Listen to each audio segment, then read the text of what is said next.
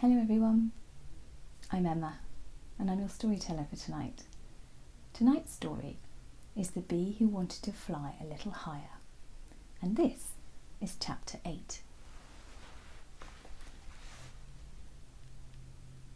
"Do I take it the stunned silence is a good thing?" said the princess. Bumble took back to her senses and looked at the princess. "This is magnificent," said Bumble. It's more beautiful and more amazing than anything I could have ever imagined." The princess smiled, and together they both simply stood there for a moment, just breathing it all in. Is it okay to ask why you brought me up here?" said Bumble, quickly adding, I mean, Your Highness, to the end, suddenly remembering her manners. She was questioning whether she needed to in fact curtsy, and then immediately panicked that the last time she'd tried that at bee school she'd ended up the laughing stock, where her shape had made her lose balance and fall over like a rolling ball. She knocked over 2 of her fellow bee students as well as the teacher. Bumble quickly thought better of that, especially up on such a high ledge as they were now. "Oh, silly, no need to call me that," said the princess, and as if she'd read Bumble's mind, she added, "and there's definitely no need to curtsy." "Phew," thought Bumble.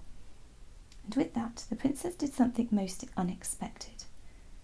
With a flick and a spin, she unfastened her very regal-looking attire, and as she did so, she shrank down and popped out, so that she was almost Bumble's size and shape. "Ah, so much better," said the princess. "I just can't bear those uncomfortable clothes.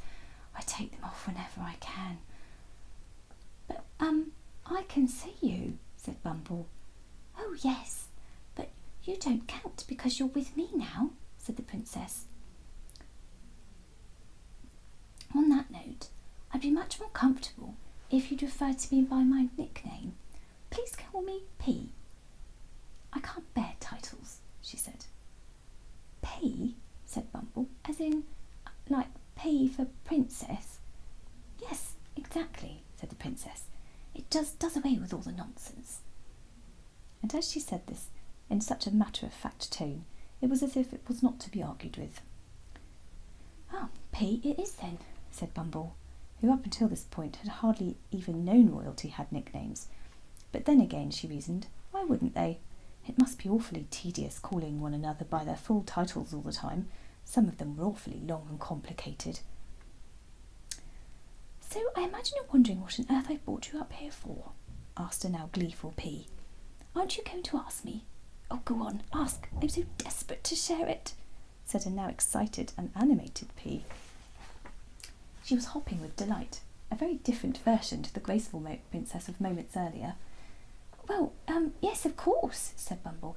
I'm a bit confused though, because one minute I think I'm being banished from the hive for bee treason, and the next you're taking me up here to see these wonderful sights and talking to me as if I'm your friend, and you're like being yourself around me and asking you to call me P and before Bumble could say any more, P interjected, "And you're worried now this is all going to be some big play and I'm going to knock you off the edge, never to be seen again in the hive. Am I close?" Well, yes, actually," said the perplexed Bumble. "Well, you can relax now, silly," said P. "That's not how I like to treat my friends." "But how are we friends?" said Bumble, feeling a little braver now she knew she was safe. P shot her a wounded look and took a sharp step back. "Oh, okay, so you don't want to be friends with me?" She snuffled and looked down and away. "It's okay, I understand. No one wants to be friends with the royal anyway." "Oh gosh, that's not what I meant," said Bumble. I just don't know you that well." Bumble was searching for things to say to make it better. What I mean is, I don't know you that well yet. But I'd like to get to know you." Bumble sighed an internal sigh of relief as this seemed to calm P and restore her back to her animated self. "Oh, okay. Why didn't you just say that then?" said P, and with that she grabbed Bumble's hand and flew off, with Bumble in tow. And that's the end of tonight's bedtime chapter. See you soon. Sleep tight. Night night.